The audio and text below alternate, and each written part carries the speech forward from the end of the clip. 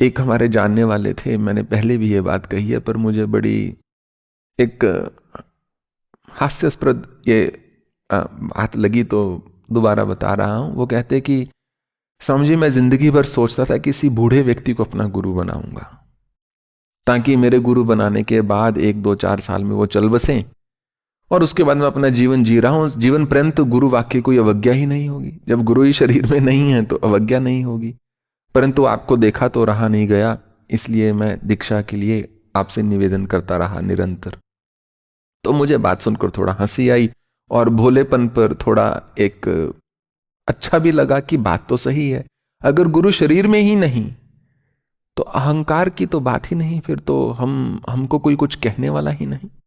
इसीलिए तो एक मूर्ति से, एक विग्रह से प्रेम करना इतना आसान होता है, क्योंकि वो जो विग्रह है, वो मूर्ति है, आकर आपको कुछ कह नहीं रही।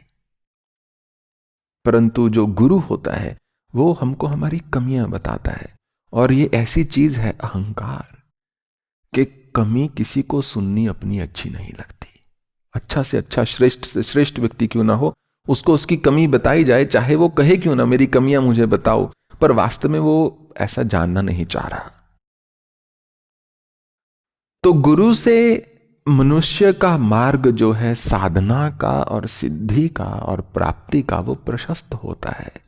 कोई तो ऐसा चाहिए ना जो हमको बता सके, नहीं मैं तुम्हारी इस बात से सहमत नहीं हूं, या ये तुम्हारा सोचना गलत है।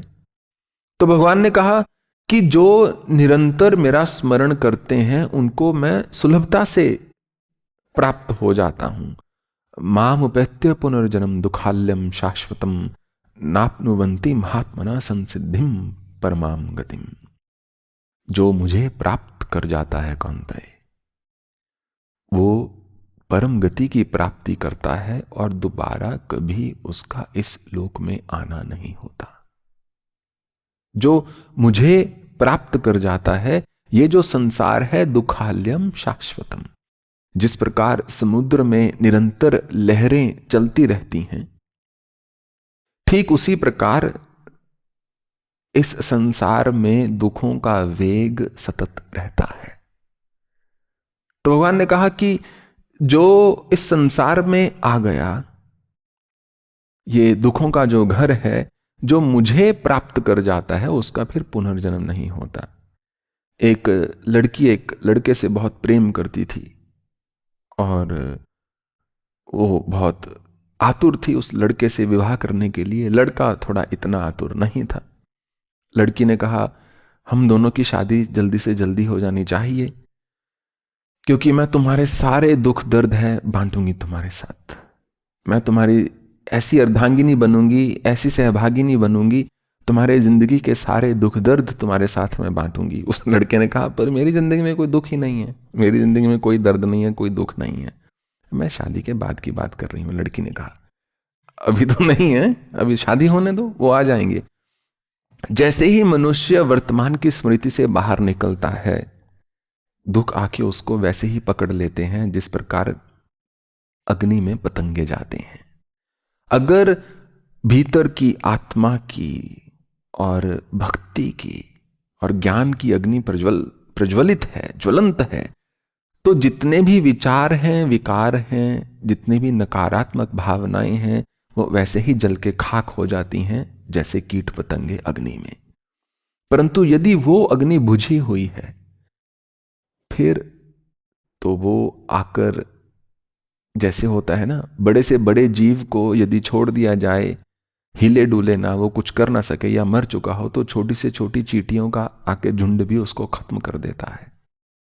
जैसे कई बार वो कीट होते हैं ना, खेत के ऊपर बैठ जाते हैं, कुछ ही मिनटों में पूरा खेत कई कई एकड़ का खाली हो जाता है, अनाज को लेकर खाकर वो उड़ जाते हैं। आ ब्रह्म भुवना लोका पुनर्वर्तिनो अर्जुना माम उपैत्य तु कौन्तेय पुनर्जन्म न विद्यते।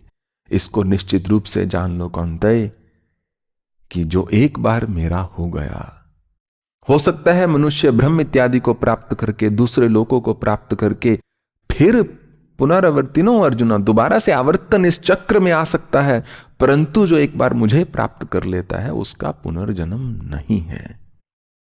इतनी गहरी बात जो है भगवान बता रहे हैं कि ये जो चक्र है संसार का, हमने आज एक सुख प्राप्त किया, उस सुख को बचाने के लिए न जाने कितने दुखों को भोगा, फिर दुखों को से बचने के लिए और दुखों को भोगा। गरीबी का दुख ना हो तो इंसान पुरुषार्थ करता है, कमर तोड़ बेजोड़ मेहनत करता है कि मुझे अच्छा भोजन मिले, या तो सुख प्राप्ति के लिए या दुख से अपने आप को बचाने के लिए। तो भगवान ने कहा, अर्जुन यदि तुम इन सब से ऊपर उठना चाहते हो तो तुम मेरे हो जाओ और मेरा ही स्मरण करो, मुझे ही समस्त सब कुछ अपना अर्पण कर दो। मेरे ही चिंतन में यदि मुझे ही प्राप्त कर जाओगे तो तुम्हारी गति जो है वो परागति हो जाएगी, परमाम गति हो जाएगी, परम गति हो जाएगी। शायद कहीं ना कहीं जीवन में ऐसा ही मनुष्य को एक स्तंभ चाहिए होता है, एक गुरु चाहिए होता है, या एक मार्गदर्शक चाहिए होता है जो ये अधिकार के साथ बोल सके कि इस पर चलोगे तो ऐसी प्राप्ति होगी। और कई बार सिर्फ उतना सा ही चाहिए होता है, वो होते ही मनुष्य के जीवन में आशा की किरण दिखाई देती है। और जैसे ही एक आशा की किरण है तो नदी के किनारे जो चल रहा है, चलता चलता चलता चलता चलता चलता कभी ना कभी सिंधु तक अवश्य पहुंच जाएगा। बस उतनी सी ही एक राह चाहिए होती है। वो राह जो है हमें इष्ट नहीं दिखाते, क्योंकि इष्ट तो स्वयं वो सिंधु है। और इसीलिए मान लीजिए एक व्यक्ति यदि एक गुरु पर आकर रुक जाता है तो इसका अर्थ ये नहीं कि उसको प्राप्ति हो गई। हो सकता है उसको सुख मिल गया हो, सांत्वना मिल गया हो, वो ठहर गया हो, परंतु इसका यह अर्थ नहीं कि उसके सारे विकार दूर हो जाएंगे। उसके लिए तो अपने इष्ट तक ही पहुंचना होगा। और यदि ऐसा कह दिया गया गुरु ब्रह्म गुरु महेश्वर इत्यादि, वो उस अर्थ से नहीं बोला गया है कि बस गुरु को भगवान मान लिया जाए। आता है मन में वो भाव, मानना होता है, मान सकते हैं यदि आ रहा है, परंतु गुरु एक माध्यम है।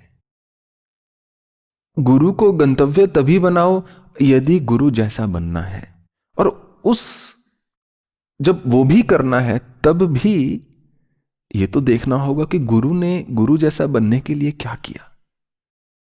गुरु के पास रहकर मैं गुरु जैसा नहीं बन जाऊंगा। जैसा गुरु ने जीवन व्यतीत किया वैसा करने से ही मैं गुरु बनूंगा, गुरु जैसा बनूंगा। तो हमको जिसके जैसा बनना है उसमें हमारी आस्था, उसमें हमारा भावना की एक भावना का निवेश हो, और हमारे जो कर्म है वैसा ही हो जैसा हमको उस गुरु तक लेके जाएगा।